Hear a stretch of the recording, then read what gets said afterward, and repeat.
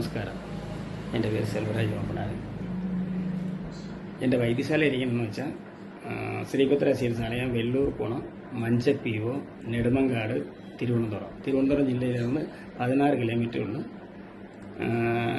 നെടുമങ്ങാട്, വെല്ലൂർ പോണം. ഇതാണ് നമ്മുടെ അഡ്രസ്സ്.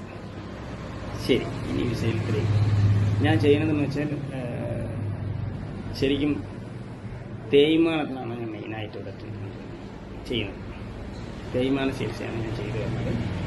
ഇതിലൊരു പ്രത്യേകത എന്ന് വെച്ചാൽ എൻ്റെ ചികിത്സ എന്ന് പറഞ്ഞാൽ താൽക്കാലിക ചികിത്സയല്ല, പെർമനൻ്റായിട്ട് ഉള്ള ചികിത്സയാണ്. കാര്യം നമ്മളെടുത്ത് ചികിത്സിച്ച് കഴിഞ്ഞാൽ അത് കാലറ്റ് മാറുന്ന ഒരു ചികിത്സയാണ് നമ്മൾ ചെയ്തു വരുന്നത്. അത് ഇവിടെ നിന്ന് ചികിത്സിക്കുന്നവർക്ക് അതിൻ്റെ ഗുണം മനസ്സിലാക്കാൻ പറ്റുള്ളൂ. അതാണ് ഞാൻ ചെയ്യുന്ന മെയിനായിട്ടുള്ള ചികിത്സ. ഇനി ഒരു വൈദ്യനാവണം എന്നുള്ളതിനെ കുറിച്ച് അതിനൊരു ഇതായിരുന്നു നമ്മൾ പറയുന്നത്. ഒരു വൈദ്യൻ എന്ന് പറഞ്ഞാൽ എന്തൊക്കെ നമുക്ക് ത്യാഗം സഹിക്കാമുണ്ട്. ഒരു വൈദ്യരാകണമെന്ന് പറഞ്ഞാൽ നിസ്സാരപ്പെട്ടതല്ല. കാര്യം ഇന്നത്തെ പഠിത്തമല്ല അന്നെന്ന് പറയുന്നത് ഇന്നത്തെ ഈ സമ്പ്രദായമൊന്നുമില്ല. അന്ന് ഞങ്ങൾക്ക് ഗുരുകുലമേ ഉള്ളൂ. ഞാനൊക്കെ പഠിച്ചതെന്ന് പറഞ്ഞാൽ 18 വർഷമാണ് ഒരു കോഴ്സ്. ഈ നമ്മളെ ഒരു ഗുരുവിൻ്റെ അടുത്ത് 18 വർഷം പഠിച്ചാലേ അവർ ഒരു വിദ്യ നമുക്ക് തരുള്ളൂ. ഇതാണ് വൈദ്യത്തിൻ്റെ പ്രത്യേകത. അല്ലാതെ ഇന്നത്തെ കണക്ക് സ്കൂളിൽ പഠിക്കുമ്പോൾ നമ്മളവിടെ പഠിക്കാൻ പറ്റില്ല. കാരണം എന്ന് വെച്ചാൽ അന്നത്തെ കാലത്തിലെന്ന് പറയുമ്പോൾ 16 വർഷം വരെ നമുക്ക് ശരിക്കുള്ള വൈദ്യത്തിനെ കുറിച്ച് പറഞ്ഞു തരില്ല. കുറച്ച് മരുന്നുകൾ പറയും, അത് എടുക്കേണ്ടത് എങ്ങനെയാണെന്ന് പറഞ്ഞു തരും. അത് കഴിഞ്ഞിട്ട് എന്താ ചെയ്യുമെന്ന് അറിയാമോ? കുറേ മന്ത്രങ്ങൾ സിദ്ധി ചെയ്യാനായിട്ട് നമുക്ക് തരും. അന്നത്തെ ആൾക്കാർ അങ്ങനെയാണ് എന്ന് പറഞ്ഞാൽ ഒരു പ്രത്യേകത എന്ന് പറഞ്ഞാൽ അന്ന് അവരുടെ ഒരു ലക്ഷ്യം എന്താണെന്ന് വെച്ചാൽ, ഇതിൻ്റെ ഒരു ലക്ഷ്യം എന്ന് പറയുന്നത് നമ്മൾ മറ്റുള്ളവരെ പറ്റിക്കാതെ ജീവിക്കുന്ന ഒരു വ്യക്തിയാണോ ആ വ്യക്തിയാക്കി മാറ്റണം. ഇതാണ് അവരുടെ ലക്ഷ്യം. അതിന് വേണ്ടിയാണ് നമ്മൾ 16 വർഷം വരെ അവരുടെ ജോലിയിൽ മാത്രം ചെയ്യും. അവസാനം നമുക്ക് തരണത് എന്താണ്? കുറേ മന്ത്രം തരും. അതിന് എവിടെയെങ്കിലും ഇരുന്ന് സിദ്ധി ചെയ്യും. അവർ പറയുന്ന രീതിയിൽ സിദ്ധി ചെയ്യും. ഇത് നമ്മൾ ഈ മന്ത്രങ്ങൾ സിദ്ധി ചെയ്ത് വരുമ്പോൾ ഏതാണ്ട് ഒരു 6-7 വർഷമാകുമ്പോൾ ഒരു 10 വർഷമാകുമ്പോൾ നമ്മൾ പക്വമാകും. കാരണം വെച്ചാൽ ഈ മന്ത്രങ്ങളൊക്കെ സിദ്ധി ചെയ്ത് വന്നു കഴിഞ്ഞാൽ എല്ലാം കൂടെ അതിൻ്റെ ഇത് വരുമ്പോൾ നമ്മൾ ശരിക്കും പറഞ്ഞാൽ നമ്മൾ ആരെയും പറ്റിക്കുന്നത് വഞ്ചിക്കുന്നതില്ലാതെ സത്യസന്ധമായിട്ട് ജീവിക്കുന്നത് എങ്ങനെയാണ് ഇത് ഇതൊക്കെ ചെയ്യുമ്പോൾ നമ്മൾ പഠിക്കും. ഇതാണ് മെയിൻ അവരുടെ ഒരു ഗുരുവിൻ്റെ ഉദ്ദേശം. അവരുടെ ഉദ്ദേശം അതാണ്. ഈ 16 വർഷം വരെ അവർ തരുന്നതെന്ന് വെച്ചാൽ ഈ ചികിത്സയല്ല, ശരിക്കും നമ്മളെ ഒരു പാകപ്പെടുത്തിയെടുക്കുകയാണ്. ഒരു മനുഷ്യൻ എങ്ങനെ ജീവിക്കണം എന്നുള്ളത് പാകപ്പെടുത്തിയെടുക്കുന്നതിന് വേണ്ടിയാണ് ഈ 16 വർഷം നമ്മൾ സിദ്ധി ചെയ്ത് ഇതൊക്കെയാണ് പണ്ടുള്ള ആൾക്കാർ കുറേ മന്ത്രവാദി എന്ന് പറഞ്ഞാൽ ഇന്നത്തെ പോലെ പൈസ ഉണ്ടാക്കുന്ന മന്ത്രവാദിയൊന്നും ആവില്ല. ഈ സിദ്ധി എടുത്ത വൈദ്യന്മാർ വൈദ്യരെന്നല്ല, മന്ത്രവാദിയിലായാലും സിദ്ധി എടുത്ത് സിദ്ധിയിൽ മൊത്തം ആയി കഴിഞ്ഞാൽ ഇവർ മന്ത്രവാദിയാവില്ല. കാരണം അന്നത്തെ കാലത്തിലെ ഒരു പ്രത്യേകത എന്ന് വെച്ചാൽ സിദ്ധി എടുത്താൽ മാത്രമേ നമുക്ക് വൈദ്യം ചെയ്യാൻ പറ്റുള്ളൂ. കാര്യം സാധാരണ ഒരാളിനെ കൊണ്ട് വൈദ്യം ഒരാളിനെ രക്ഷിക്കുന്ന കാര്യമല്ലേ. അപ്പം ഈ മന്ത്രവാദത്തിനെക്കാട്ടിലും പാടാണ്. മന്ത്രവാദി എന്ന് പറഞ്ഞാൽ കുറച്ച് എന്തെങ്കിലും പഠിച്ചാൽ മതി. കാര്യം എന്ന് പറഞ്ഞാൽ ഇത്രയും സിദ്ധി എടുക്കേണ്ടി വരില്ല. കാരണം എന്ന് വെച്ചാൽ അവർക്ക് പൈസ ഉണ്ടാക്കിയാൽ മതി. നമുക്കങ്ങനെയില്ല. നമ്മുടെ കേസ് എന്ന് പറയുന്നത് ഇതാണ്, ഒരാളിനെ രക്ഷിക്കാനാണ്. അപ്പോൾ അതിന് നമ്മൾ ഈ മന്ത്രവാദിയെക്കാട്ടിലും കൂടുതൽ മന്ത്രങ്ങൾ നമ്മൾ സിദ്ധി ചെയ്യും. ഇത് സിദ്ധി ചെയ്ത് വരണം. അതാണ് ഞങ്ങൾ ഇന്ന് നിങ്ങൾ 15,000 രൂപ കൊടുക്കണം. ഒരു MRS എടുക്കണമെങ്കിൽ നിങ്ങൾ 15,000 രൂപ കൊടുക്കണം സാർ. എന്നാൽ എനിക്ക് ഒരു മിനിറ്റ് മതി. 1 മിനിറ്റ് പോലും ആകില്ല. ഞാൻ ആദ്യം പിടിച്ചാൽ മതി. എന്താണ് കേടെന്ന് കണ്ടുപിടിക്കാൻ പറ്റും എന്ന് പറഞ്ഞ് രോഗിയെ ബോധ്യപ്പെടുത്താനല്ല ഞങ്ങൾ നാഡി നോക്കുന്നത്. എല്ലാവരും ചില ആൾക്കാർ തെറ്റിദ്ധരിക്കും. ഈ നാഡി പിടിച്ച് പറയും എന്തൊക്കെ എന്ത് അസുഖമുണ്ട് എന്നൊക്കെ ഇവിടെ ഒന്ന് വീരവാദം പറ്റും. അങ്ങനെയുള്ളവർക്ക് ഇല്ല ഈ നാടി പിടിക്കുന്നത്. അങ്ങനെയുള്ളവരെ ഞാൻ എന്നെപ്പോലുള്ളവർ നാടി പിടിക്കാറില്ല. കാരണം എന്താ ചെയ്യുമോ, അവരെ ബോധ്യപ്പെടുത്താനല്ല ഞാൻ നാടി പിടിക്കുന്നത്. എനിക്ക് അയാൾക്ക് എന്താ അസുഖമെന്ന് എനിക്ക് മനസ്സിലാക്കാൻ വേണ്ടിയാണ് ഞാൻ നാടി പിടിച്ച് മനസ്സിലാക്കുന്നത്. ഇന്ന് നിങ്ങൾ പിന്നെ ഒരു MRI എടുത്ത് കൊടുക്കുന്നത് എന്തിനാണ്? ഡോക്ടർക്ക് നിങ്ങളെ ബോധ്യപ്പെടുത്താനല്ല, അവർക്ക് ഇത് എന്താ അസുഖം കണ്ടുപിടിക്കാനാണ്. ഇതിനെയാണ് ഞങ്ങൾ സെക്കൻഡ് കൊണ്ട് നമ്മൾ ഇന്ന സ്ഥലത്ത് ബാധിച്ചിരിക്കുകയാണ് ഈ അസുഖം, അപ്പോൾ ഇന്ന ട്രീറ്റ്മെൻറ്റ് ചെയ്ത് ഇതിനെ മാറ്റണം എന്നുള്ള ഒരു കാര്യം നമുക്ക് മനസ്സിലാക്കണം. ഇതിനാണ് നമ്മൾ ഈ 16 വർഷം ഈ സ്ഥിതി. ഇത് 16 വർഷം വരെ ഞങ്ങൾക്ക് ഇത് തന്നെയാണ്. ഇതൊക്കെ ചെയ്ത് കഴിഞ്ഞാൽ ശരിക്കും നമ്മൾ എന്നെ പോലുള്ളവർ പിന്നെ ഇങ്ങനെ ഇതെല്ലാം ഇത് ഏതാണ്ട് ഇത് സിദ്ധിയിലൊക്കെ ഇത് ശരിയായി വരുമ്പോൾ തന്നെ യോഗിയായി മാറും. അപ്പോൾ അതാണ് ഈ സിദ്ധി കൂടുതലായി കഴിഞ്ഞാൽ അവർ യോഗിയായിട്ടാണ് പോകുന്നത്. അത് മന്ത്രവാദിയാകില്ല. കാരണം എന്ന് വെച്ചാൽ അവർ ആളുകളെ പറ്റിക്കാനായി നിൽക്കില്ല. അവരൊക്കെ യോഗിയായി മാറും ആത്മീയത കൂടിക്കഴിഞ്ഞു. അതെ, ഒരുപാട് ആത്മീയത ആയിക്കഴിഞ്ഞാൽ പിന്നെ അവർ യോഗിയായി പോകും. യോഗി എന്ന് പറയുന്നത് സാധാരണ നമ്മൾ പറഞ്ഞ കണക്കിന് സിദ്ധർമാർ, പണ്ടത്തെ മുനി ഋഷിവർ അങ്ങനെയുള്ള യോഗിയായിമാർ. അത് കഴിഞ്ഞ് എന്നെ പോലുള്ളവർക്ക് വൈദ്യമായിട്ടിരിക്കുകയാണ് എപ്പോഴും. കാരണം എന്ന് വെച്ചാൽ എനിക്കൊന്നും യോഗിയായി പോകാനുള്ള ഒരു താല്പര്യമില്ല. അന്ന് എന്നെ പഠിപ്പിച്ചത് വൈദ്യ ചികിത്സയായിട്ട്. അപ്പം ഇതിന് ഇത്രയും പിന്നെ ബുദ്ധിമുട്ടുള്ളതാണ്. അല്ലാതെ ചുമ്മാ ചെന്നിട്ട് ഒരു ബുക്കിൽ 2 മരുന്നും പഠിച്ചിട്ട് ബുക്ക് വാങ്ങിച്ചുകൊണ്ട് വന്നിട്ട് നമ്മൾ വൈദ്യനാണെന്ന് പറഞ്ഞ് ആ ബുക്കിലിരിക്കുന്ന എന്തെങ്കിലുമൊക്കെ എഴുതി വെച്ചിരിക്കുന്നത് പഠിക്കുന്നത് ആരും നല്ല വിഷയങ്ങൾ ഇതൊക്കെ ഒരു കാര്യം ചെയ്തത്. ആരും യഥാർത്ഥ നല്ല വിഷയങ്ങൾ വെളിയിൽ പെട്ടെന്ന് പറഞ്ഞു തരില്ല. ഇപ്പം നിങ്ങളെ എനിച്ചിരി മറ്റുള്ള നല്ല വിഷയങ്ങൾ എന്ന് പറയുന്നത് അത് പിന്നെ എല്ലാവരും അതിന് അവർക്ക് കിട്ടിയ നേട്ടമായിട്ടേ കാണുള്ളൂ. ഇപ്പോൾ ഓരോരുത്തർ പഠിക്കുന്നവരെല്ലാവരും പിന്നെ ബുദ്ധിശാലിയാവില്ല. അവരെ പഠിത്തത്തിന് വേറെ ആൾക്ക് മോട്ടിക്കാൻ പറ്റില്ല.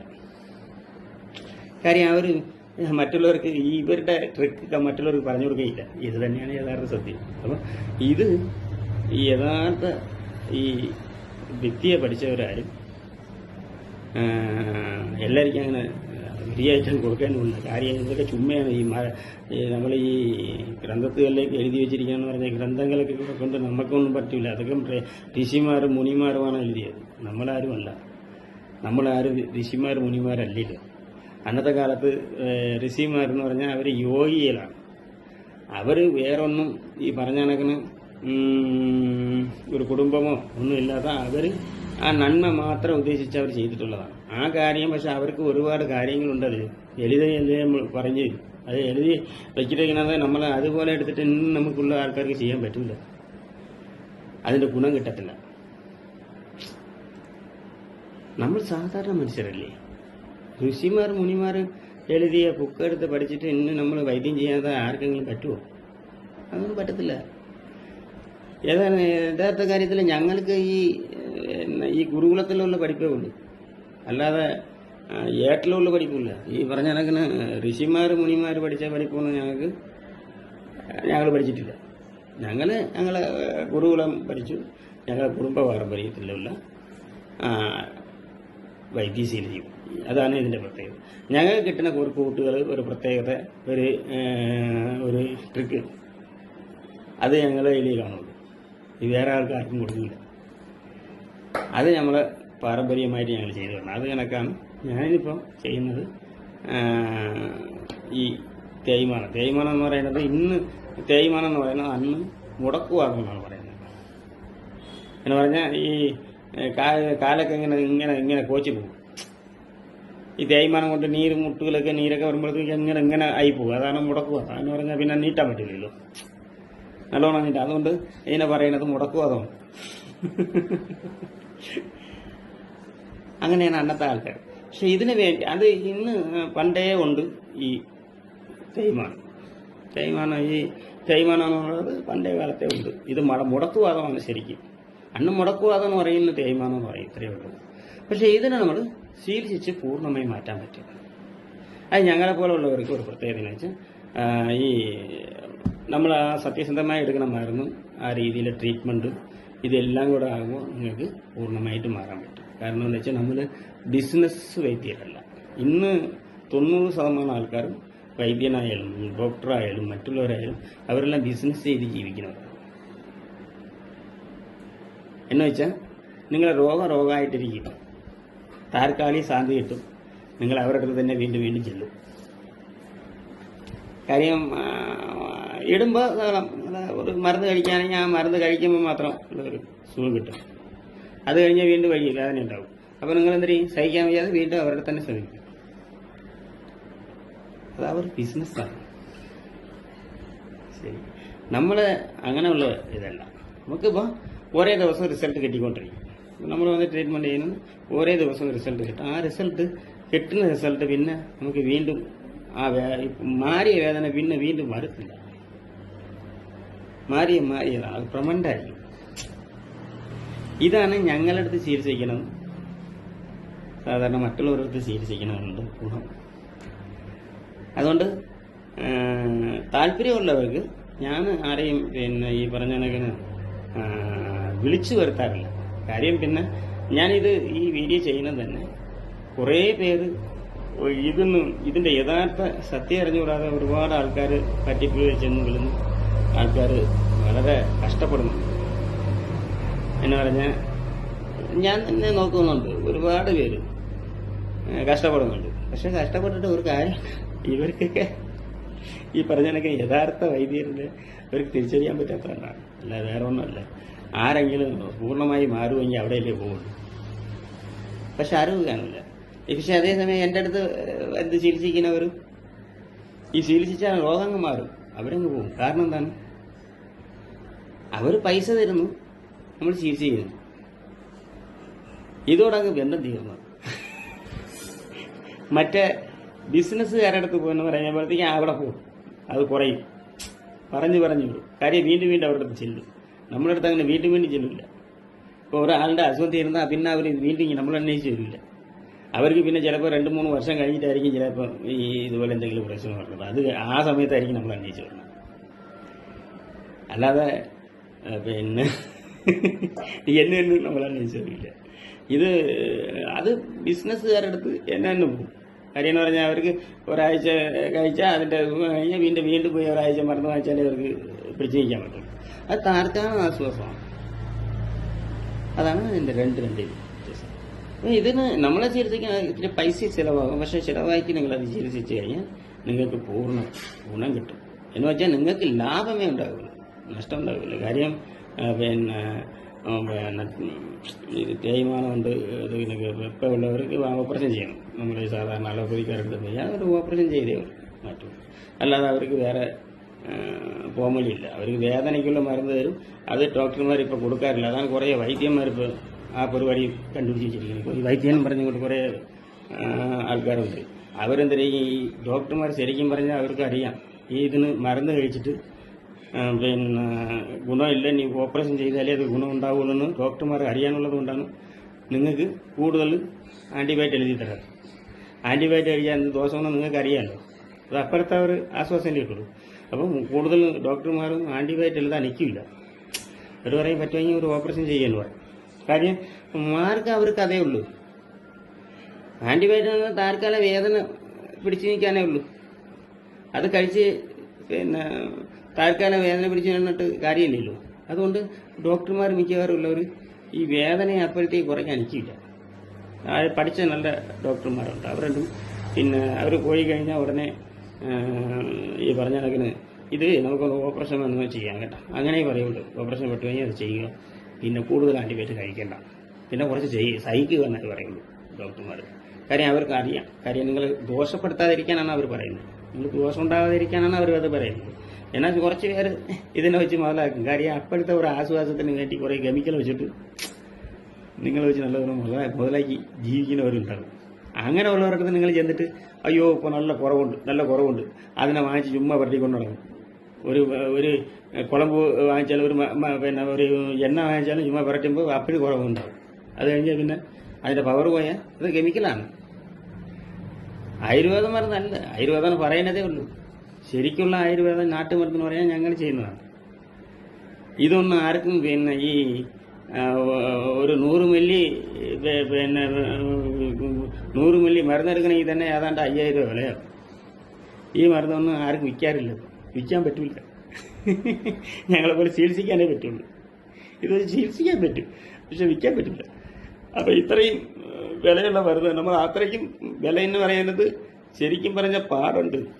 ഈ 1 ലിറ്റർ മരുന്ന് ഒരാളിന് 1 ലിറ്ററിനല്ല, ഒരാളിന് സുഖപ്പെടാനുള്ള മരുന്ന് എടുക്കണമെങ്കിൽ കുറഞ്ഞത് ഒരു 10-30 ദിവസത്തെ പാടുണ്ട് നമുക്ക്. അത്രയും കഷ്ടപ്പാടുണ്ട്. എന്നാലേ ആ ഒരാളിനെ സുഖപ്പെടുത്താനുള്ള മരുന്നെടുക്കാൻ പറ്റുള്ളൂ. ഇത് പൈസ കൊടുത്ത് വാങ്ങണതല്ല. ഇതെല്ലാം നേരിട്ട് നമ്മൾ പ്രകൃതിയിലിருந்து കിട്ടുന്നതാണ്. പക്ഷെ പ്രകൃതിയിലിருந்து കിട്ടണമെന്ന് പറഞ്ഞാൽ അതനുസരിച്ച് നമ്മൾ എടുക്കണം. അത് എടുക്കുന്നതിന് പരുവമുണ്ട്. ആ പരുവത്തിൽ നമ്മൾ എടുത്ത് പാകപ്പെടുത്തി കൊണ്ടുവന്ന് അത് മരുന്നാക്കുമ്പോഴത്തേക്ക് ഈ പറയുന്ന 10-30 ദിവസത്തെ മെനക്കെടുണ്ടാവും. എങ്കിലേ ഒരാളിന് യഥാർത്ഥ ചികിത്സയ്ക്കുള്ള ഒരു മരുന്നെടുക്കാൻ പറ്റും. അങ്ങനെയാണ് അന്ന് എടുത്തിട്ടുള്ളത്. എൻ്റെ അപ്പൂപ്പ മറ്റേത് അന്നത്തെ കാലത്ത് ഒരു കുപ്പി മരുന്ന് കൊടുക്കും. അന്ന് എന്ന് പറഞ്ഞാൽ ഒരു എൻ്റെ കൊച്ചുനാളിൽ ഒരു 50 വർഷത്തിന് മുമ്പ് ഒരു കുപ്പി മരുന്നിന് 10 രൂപ. അന്ന് 10 രൂപയ്ക്ക് ഒരു സെന്റ് സ്ഥലം കിട്ടും. മനസ്സിലായില്ലേ? അന്ന് ഒരു സെന്റ് കൂടിപ്പോയാൽ ഒരു 100 രൂപയ്ക്കകത്ത് അല്ലെ, നല്ല സ്ഥലങ്ങളിലാണ് 100 രൂപയ്ക്കേ കിട്ടുള്ളൂ. നല്ല റോഡ് സൈഡിലേക്ക് നമുക്ക് സ്ഥലം വാങ്ങിയാൽ 100 രൂപ കൊടുത്ത റോഡ് സൈഡിൽ സ്ഥലം കിട്ടും. നിങ്ങൾക്ക് മനസ്സിലായില്ലേ? അത്ര പിന്നെ വാല്യൂഷനുള്ള കാലത്താണ് 10 രൂപയ്ക്ക് നമ്മൾ ഈ മരുന്ന് വിട്ടിട്ടുള്ളത്. പക്ഷെ അത് ഇന്നും 10 രൂപയ്ക്ക് കിട്ടും. കാരണം എന്താണ്? അവർക്ക് ബിസിനസ്. അവർക്ക് 2 രൂപ 50 പൈസ ചിലവഴിക്കാൻ മതി. നിങ്ങൾക്ക് 10 രൂപയ്ക്ക് തരണ പിന്നെ മരുന്നിക്ക് 2 രൂപ 50 പൈസ ചിലവ് വരും. കാര്യം 5 രൂപയ്ക്ക് ആയിരിക്കും മറ്റേ കടയിൽ കൊടുക്കുന്നത്. കടക്കാരെ 10 രൂപയ്ക്ക് വിൽക്കും. ഇതിനെയാണ് നിങ്ങൾ വാങ്ങിച്ചിട്ട് പുറത്തുന്നത്. നിങ്ങൾക്ക് എന്ത് ഗുണം ഉണ്ടാവും? കടയിൽ ചെല്ലും 10 രൂപയ്ക്ക് 30 രൂപയ്ക്ക് എത്ര ഒരു മരുന്നുണ്ട്. അത് മരുന്നിന് പറഞ്ഞ് വെച്ച് മരുന്ന് കെമിക്കൽ വെച്ചിട്ടുണ്ട്, എണ്ണ തൈലം. അത് നിങ്ങൾ വാങ്ങിച്ചിട്ട് പുറത്ത് അതിലെന്ത് ഗുണം കിട്ടും? ഒന്നും കിട്ടത്തില്ല. അപ്പോഴത്തെ ആശ്വാസം കിട്ടും എന്ന് പറഞ്ഞാൽ ഡോക്ടർ ആണെങ്കിൽ ഒരു 3 രൂപയുടെ ഒരു ഗുളിക, ഒരു 3 രൂപ വിലയുള്ള ഒരു ആൻറ്റിബയോട്ടിക് എഴുതി തന്നാൽ നിങ്ങൾക്ക് ഈ 10 രൂപയുടെ ഗുളികയുടെ കാട്ടിൽ ഗുണമുണ്ടാവും. പക്ഷെ അവർ എഴുതില്ല. കാരണം എന്ന് വെച്ചാൽ അവർക്ക് അറിയാം. എന്തുകൊണ്ട് ഡോക്ടർമാർ ഇത് കൂടുതലും നിങ്ങളെ വേദന സഹിക്കാൻ പറയണമെന്നറിയാം. അവർക്ക് വിവരമില്ലാത്തതുകൊണ്ടല്ല, അവർക്ക് ചികിത്സിക്കാൻ പറ്റാത്തതുകൊണ്ടല്ല. കാര്യം ഇതിന് നിങ്ങൾ ഈ മരുന്ന് അപ്പോഴത്തേക്ക് മരുന്ന് കഴിച്ചിട്ട് കാര്യമില്ല. അതുകൊണ്ട് ഓപ്പറേഷൻ ചെയ്യണം. അങ്ങനെയുള്ള ഒരു ക്രിട്ടിക്കലാണെങ്കിൽ അത് അങ്ങനെയൊക്കെ ചെയ്താലേ അത് മാറത്തുള്ളൂ. അല്ലാതെ ഉള്ളത് ഇവർ സാധാരണ നമ്മളെപ്പോലെ ഞങ്ങൾ ഓപ്പറേഷൻ ചെയ്യാതെ മാറ്റും. അന്നത്തെ കാലത്തിലുള്ള പഠിത്തമായതുകൊണ്ട് ഞങ്ങൾ അങ്ങനെ ഓപ്പറേഷൻ ചെയ്യാതെ മാറ്റാൻ പറ്റും. പക്ഷേ ഡോക്ടർക്ക് ഓപ്പറേഷൻ ചെയ്താലേ പറ്റുള്ളൂ. അപ്പോൾ അത് നിങ്ങൾക്ക് ബുദ്ധിമുട്ടായിരിക്കും. ചിലപ്പോൾ ഓപ്പറേഷൻ എന്ന് പറയുമ്പോൾ നിങ്ങൾ പേടിച്ചു പോകും. നിങ്ങൾ സാറേ എനിക്ക് മരുന്ന് കാര്യമാണ്, അവർ മരുന്ന് തരയില്ല. ഡോക്ടർമാർ നല്ല ഡോക്ടർമാർ അതാ ഉള്ളവരുണ്ട്. അവർ പൈസ ഉണ്ടാക്കുന്ന ഡോക്ടർമാരുണ്ട്. അവർ കുറച്ച് മരുന്ന് അപ്പുറത്തേക്ക് എഴുതി തരും. അപ്പുറത്ത് കുറച്ച് ദിവസത്തേക്ക് നിങ്ങൾക്ക് വേണം പറയും, വീണ്ടും പോകും. അവരുടെ തന്നെ സ്ഥിരമായിട്ട് പോകും. ഇതൊക്കെ നിങ്ങൾക്ക് നടക്കും. ശരിക്കും പഠിച്ച ഡോക്ടർമാർ കൂടുതലും മരുന്നൊന്നും എഴുതില്ല. ഈ തേയ്മാണ് അവർക്കറിയാം. മനസ്സിലായി? അതുപോലെയാണ് ഞങ്ങളെ ചികിത്സ എന്ന് പറയുന്നത് ഇത്തിരി പാടുള്ളതാണ്. ഇത് നിങ്ങൾക്ക് വന്ന്